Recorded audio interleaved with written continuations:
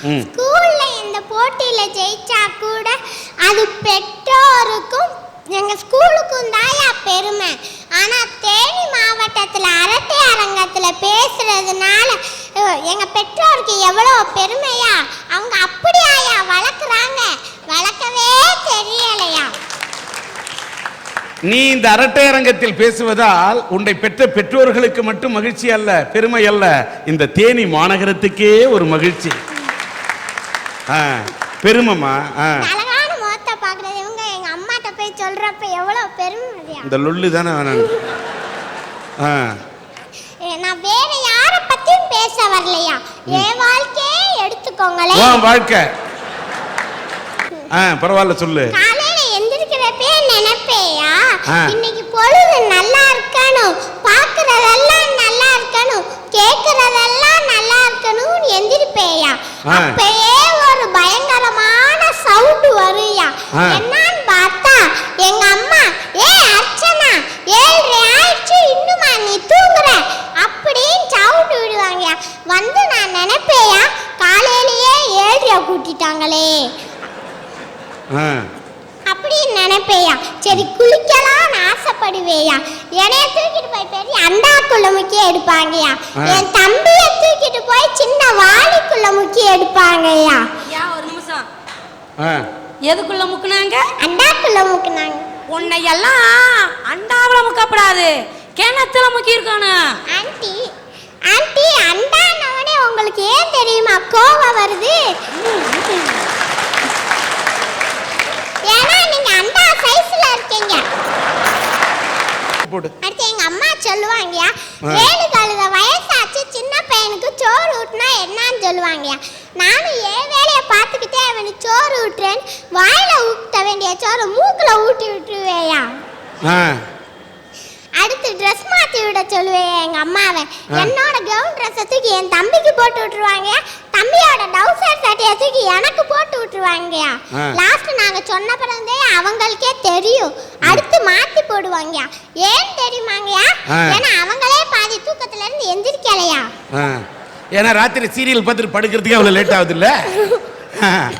எங்க அப்பாட்ட சொன்னாங்கயா, ஓகே 2 சனியங்களையும் கொண்டு போய் ஆட்டோல எரிஞ்சிட்டு வாங்க அப்படின்னு சொன்னாங்க. எங்க அப்பா தூங்கிட்டு இருந்தவர் எந்திரிச்சு வந்து எங்களை தூக்குறதுக்கு பதிலா பக்கத்து வீட்டுக்கார பையனை தூக்கிட்டாங்கயா. அடுத்து நாங்க சொன்ன பிறகு அப்பா இந்த இருக்கப்பா உங்க பிள்ளை அப்படின்னு சொன்ன பிறந்தே அவரே இறக்கி விட்டு என்னை தூக்கி எரிஞ்சாரியா எரி. அப்படியே நான் போய் ஆட்டோக்காரர் தோள்பட்டையில போய் உட்காந்துக்கிட்டேயா. ஏன்னா ஆட்டோக்காரவங்க குட்டியான மாதிரியா, நல்ல மெத்த மாதிரி ஜம்முன்னு இருந்துச்சியா. இது மாதிரியா நம்ம அங்கிள் மாதிரி தாயா. ஆத்தா வா, அப்படியே தோல்ல ஏறிக்க, தேக்கடைய 2 ரவுண்ட் அடிச்சு கொண்டு வந்து இறக்கி விட்டு போறேன். கவலைப்படாதீங்க, ஏறிக்கிறேன். என் நிலைமை இப்படினா என் தம்பி நிலைமை அதுக்கு மேலையா. டயரை பிடிச்சு வவ்வால் மாதிரி தொங்கிக்கிட்டு இருந்தாயா. அடுத்து எங்க அம்மா அப்ப பார்த்து பாயின்னு சொன்னாங்கயா. என் தம்பி சொன்னாயா ஆயின்னு சொன்னாயா. ஆய் இல்லடா பாய் அப்படின்னு எங்க அம்மா சொன்னாங்க. பாய் இல்லம்மா ஆயின்னு சொன்னாங்க. ஆய் இல்லடா பாய்டா அப்படின்னு எங்க அம்மா கோவமா சொன்னா, பாய் இல்லம்மா எனக்கு வருதுமா ஆய் அப்படின்னு சொன்னேயா. அடுத்து போய் இருக்க வச்சு க்ளீன் பண்ணிட்டு மறுபடியும் தூக்கி எரிஞ்சுட்டாங்க. வந்து உட்காந்துக்கிட்டேன், போறப்பே நினைச்சுக்கிட்டு போனோயா, வீட்டுலதான் இப்படி இருந்துச்சு, ஸ்கூல்லையாவது நல்லா இருக்கும் அப்படின்ட்டு ஸ்கூலுக்கு போனாங்க. அங்க போன ஆட்டோக்காரங்க எங்க 2 பேரும் ஸ்கூலுக்குள்ள எரிஞ்சு விட்டுட்டு எஸ்கேப்னு போயிட்டாங்கயா. வீட்டுல இருந்தாலும் நிம்மதி இல்ல, ஸ்கூல்ல இருந்தாலும் நிம்மதி இல்ல. எங்க சார் அச்சாணி, எங்க சார் சக்கரம் எல்லாமே கலந்துதான் சார் கிடக்கு. நாங்க ஸ்கூல்ல நல்ல பிள்ளை மாதிரி நடந்து போனோயா. அப்ப எங்க மிஸ் படத்துல வர வில்லி மாதிரி முறைச்சு பார்த்தாங்க. ஏ அர்ச்சனா 6 மாசம் ஃபீஸ் கட்டல, உன் மனசுல என்ன நினைச்சுக்கிட்ட அப்படின்னு கேட்டாங்க. நான் மனசுக்குள்ளே சொன்னேயா, நாங்க 6 மாசம் ஃபீஸ் கட்ட அப்பதான் உங்களுக்கு 6 மாசம் சம்பளம் வருது அப்படின்னு மெதுவா சொன்னேயா. அது அவங்க காதுக்கு எப்படி போச்சுன்னு தெரியல. என்னையவே ஏத்து பேசுறியா அப்படின்னு சொல்லி முங்க மரத்துக்கு அடியில மொண்டியால் போடு அப்படின்ட்டாங்க. நான் போய் மொண்டியாலை வாட்ச் போடலான்னு மொண்டியால் போட்டேயா. போட்டப்ப அவங்க லைட்டா திரும்பினாங்க. அப்படியே எந்திரிச்சுக்கிட்டேயா. எந்திரிச்சுக்கிட்டு இலையவாது என்னதான் எண்ணிக்கிட்டு இருந்தேயா. எது என்ன இலைய இலைய சரி இலையவாது என்ன இலைய எண்ணிக்கிட்டு இருந்தேயா. அப்ப பார்த்து என் கூட படிக்கிற குரங்கு ஓயாம என்னை எப்ப பார்த்தாலும் மாட்டி விட்டுக்கிட்டே இருக்கு. மிஸ் வேமா திரும்பி பாருங்க மிஸ், அர்ச்சனா எந்திரிச்சு நின்றுருக்கு மிஸ் அப்படின்னு சொல்லிடுச்சியா. மிஸ் டக்குன்னு திரும்பினாங்க. நான் அப்படியே டக்குன்னு முட்டிக்கால் போட்டேயா. அடுத்து அந்த பிள்ளை எங்க நின்றுருக்கு, முட்டிக்கால் தான் நான் போட்டிருக்கேன் அப்படின்னு மறுபடியும் திரும்பிட்டாங்கயா. நானும் எந்திரிச்சு நின்றுக்கிட்ட அந்த பிள்ளை பல்ப்பு காமிச்சேயா. என்னையவே மாட்டி விடுறியா அப்படின்னு பல்ப் காமிச்சேயா. அந்த பிள்ளை கோவம் அதிகமாயிருச்சியா. நில்லு, உன்னை எப்படியாச்சும் சொல்லி விட்டுருவேன் அப்படின்ட்டு. மிஸ் உங்க ஓரக்கண்ணால கொஞ்சம் டக்குன்னு திரும்பி பாருங்க மிஸ் அப்படின்ட்டுச்சியா. மிஸ் டக்குன்னு திரும்பி பார்த்தாங்க. நான் வேகமா மொட்டிக்கால் போட்டேயா. அப்ப அந்த பிள்ளை கேக்குதியா, மிஸ் இதே உங்க டக்கா அப்படின்னு கேக்குதியா. அடுத்து மறுபடியும் எந்திரிச்சு மொட்டிக்கால் போட்டேயா. மிஸ்ஸுக்கு தெரிஞ்சு போச்சியா. இங்கே வான்னு கூப்பிட்டாங்க. உன்னை என்ன பண்ணுற மாதிரி இங்கே வான்னு கூப்பிட்டாங்கயா. நான் ஐயோ சேலை நல்லா இருக்குன்றது 15 நாளைக்கு முந்தையே பிட்ட போட்டாச்சு. நீங்கள் ரொம்ப அழகாக இருக்கீங்கன்னு 10 நாளைக்கு முந்தையே பிட்ட போட்டாச்சு. இன்னைக்கு புதுசாக ஏதாவது யோசிக்கணுமே அப்படின்ட்டுக்கிட்டே யோசிச்சு போனேயா. ஒரு ஐடியா வந்துச்சியா. அவங்க காதில் போய் சொன்னேயா. அப்போ போடாச்செல்லாம் போய் உட்காந்துக்கோ அப்படின்னு சொன்னாங்கய்யா. நான் என்ன சொன்னேன்னு நினைக்கிறீங்களா? மிஸ் என்னை சாந்தையில இருந்து உங்கள்கிட்ட டியூஷன் வாரேன் மிஸ் அப்படின்னு சொன்னேயா. டியூஷனுக்கு வரேன்னு சொன்னேன். ஏன் தெரியுமாயா? மாத ஸ்கூல் ஃபீஸ் 100 ரூபா, டியூஷன் ஃபீஸ் 200 ரூபா. என் ஃப்ரெண்டு கேட்டுச்சியா, இதுகிட்ட உண்மையிலே நீ டியூஷன் படிக்க போறியா அப்படின்னு கேட்டுச்சியா. நான் அப்போ சொன்னேயா, இதுகிட்டெல்லாம் டியூஷன் அவசியம் படிக்கணுமாக்கு, கிளாஸ்லே ஒழுங்கா சொல்லித்தர தெரியாது, இதை வீட்டுக்கு வேற போய் கற்றுக்கணுமாக்கு அப்படின்னு சொன்னேயா.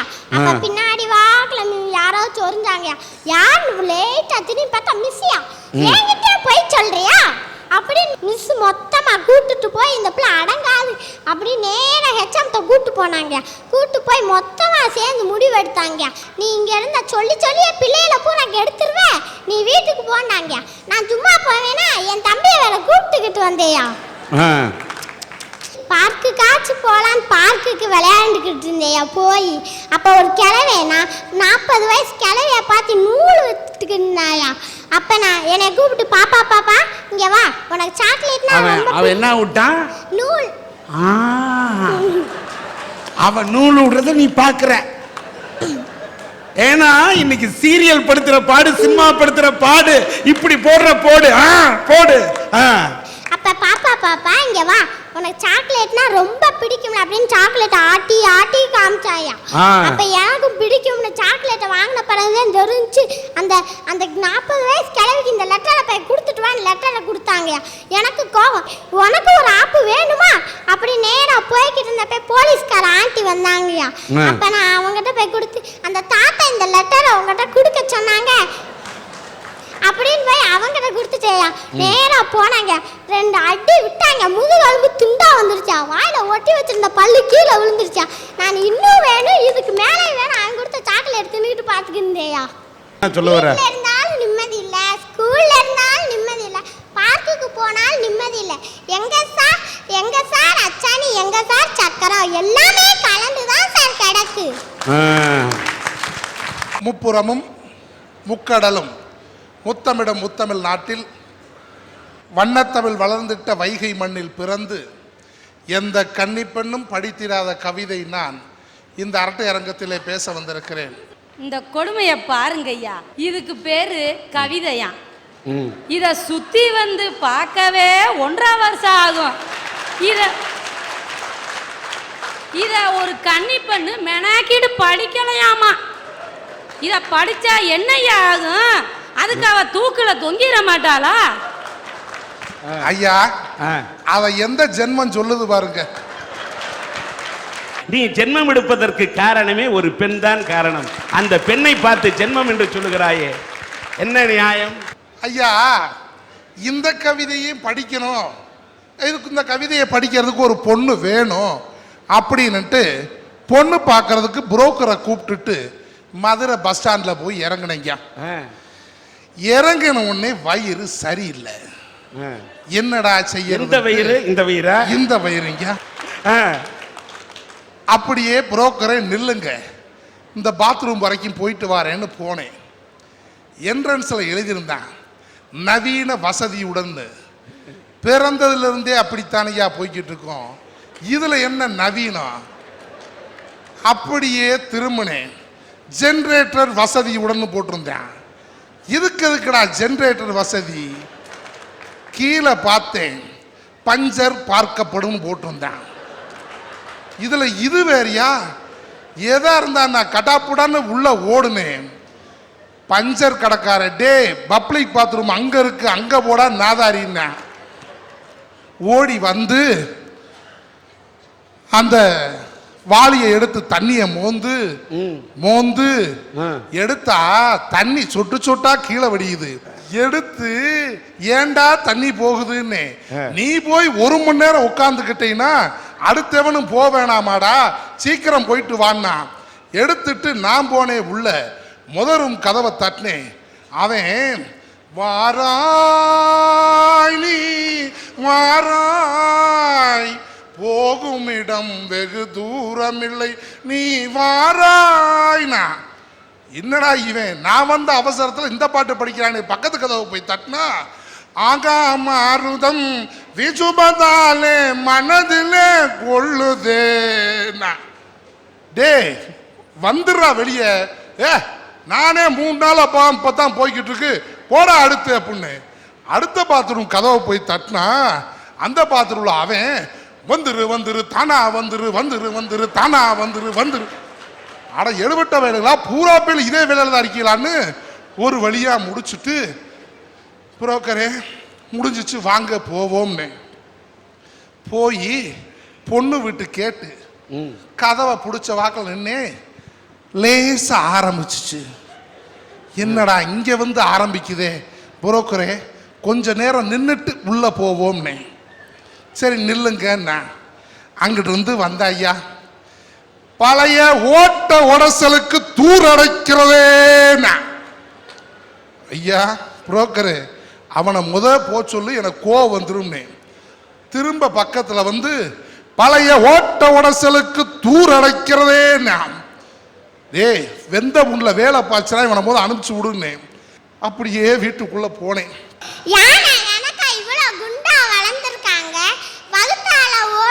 ஒரு மாத்திரை வாங்கி சாப்பிடணும்னு அறிவு இல்லையா? அதை விட்டுட்டு வரவே போறவனெல்லாம் வெட்டிக்கிட்டு பழைய இரும்பு பாத்திரத்துக்கு தூர் அடைக்கிறது அவனெல்லாம் வெட்டிக்கிட்டு இருக்காங்கயா. சாம உட்காரு, மாத்திரை பதில் உன்னே முழுங்கிடுவேன். அப்படியே உள்ள போனோம். மாமனார் மாமியார் எல்லாரும் கட்ட கட்ட கட்ட கட்ட கட்ட முடியாத வாங்க வாங்க வாங்க வாங்க வாங்க வாங்க உள்ள கூட்டு போனாங்க. உள்ள கூப்பிட்டு போய் உட்கார்ந்த உடனே பலகாரம் எல்லாம் நிறைய இருந்துச்சுங்க. வயிறு என்ன ஆனாலும் பரவாயில்லன்ட்டு இருக்கதெல்லாம் நறுசா ஒரு தொடச்சிட்டேன். தொடச்சிட்டு காஃபியும் கொடுத்தாங்க, குடிச்சிட்டு அப்புறம் இந்த பொண்ணை வர சொல்றதுன்னு மாமனார் கேட்டாரு, மாப்பிள்ளை எங்கன்னாரு. புரோக்கர்கிட்ட ஏயா மாப்பிள்ளைன்னு நான் சொல்லவே இல்லையா? இல்லைங்க நான் தான் மாப்பிள்ளைன்னு. அவர் நீ மாப்பிள்ளையா? யோ வீட்டை விட்டு எந்திரிச்சு போய்யா அப்படின்னாரு. மாமான்னு. மாமாவா? கிளம்புடா அப்படின்னாரு. உங்க பொண்ணை உழவு வந்து என்னை பார்க்க சொல்லுங்க, பார்த்துட்டு அது வேணாம்னா போட்டும்னு. நான் பார்க்கறதுக்கே உனக்கு அனுமதி இல்லை, இதுல என் பொண்ணு வேற வந்து உன்னை பார்க்கணுமாக்கோ அப்படின்னாரு. நீ இடத்த காலி பண்ணுட்டாரு. எந்திரிச்சு வெளியில வந்துட்டேங்க. பாருங்க, அன்னைக்கு ஒரு பொண்ணு விட்டு கொடுத்துருந்துச்சுன்னா இன்னைக்கு வாழ்க்கையில நான் எப்படி இருந்திருப்பேன், சந்தோஷமா இருந்திருப்பேனாங்க. என் வாழ்க்கை விட்டு கொடுக்காதனாலதான் ஐயா இந்த வாழ்க்கை சக்கரம் பஞ்சர் ஆனது மாதிரி என் வாழ்க்கை பஞ்சராகி போய் நிக்குது. விட்டு கொடுன்னு சொல்றாங்கல்ல, இவங்க விட்டு கொடுக்க வேண்டியானே. ஒரு வாழா வெட்டி பொண்ணுக்கு வாழ்க்கை கொடுக்கலாம் இல்லையா? ஏங்க ஐயா, நான் வாழாமலே வாழா வெட்டியா இருக்கேன். இதுல இன்னொரு ஏங்காது அவரு தான் வாழை லட்டு ஜிலேபி ஜாங்கிரி எல்லாத்தையும் வெட்டி வெட்டி வாழறாரு. இவரே வெட்டி, இவர் எங்க கல்யாணம் பண்ணிப்பாரு? வாழா வெட்டி.